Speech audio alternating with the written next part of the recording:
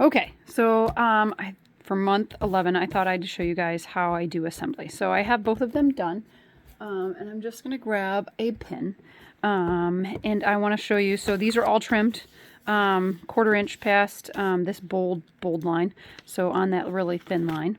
So now I want to sew these two together. So I'm going to lay them right sides together. And you can nest your seams oh so perfectly, where you see the fold right here is right there is lining up with the fold over there, so that it will be so perfect. Then when I push the pin straight through, it should line up perfectly on the seam there. Then I will take a Wonder Clip and I will clip that directly there. And then I'll take that same pin and check the next seam so that everything lines up perfectly. And then clip that, check the next seam, poke a pin straight through. And you do want to go straight through, not at an angle, because obviously that will distort the view there. So that looks pretty good there. And I will pin that. So now I have my block all pinned, and so now I'm going to stitch directly on this line. And again, you do want to stitch, you know, all the way in here in your seam allowance, so you can draw that line on there if you want, so that you know where to go, where to start and stop, or you can, you can eyeball it. And now I'm going to stitch directly on that. And oops, there we go. I'm going to lock my stitches here. And I am stitching with a very short seam allowance.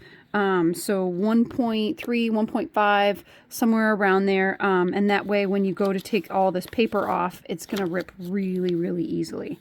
So I'm going to stitch. I pause when I get up to a clip, put it back in my little bucket, and then stitch, pause to take out a clip. Now I'm going to hold that in place and stitch all the way to the end, lock stitch. And then now when I open this up, everything is so nicely aligned. And if I know that it's going to be a while until I sew a block into a quilt, so if this was like block 1, then I would stitch a basting stitch all the way around the perimeter to make sure that nothing stretches and gets out of place, because this fabric is on the bias and it will stretch a lot, and we don't want that to become any size other than 7.5 perfectly.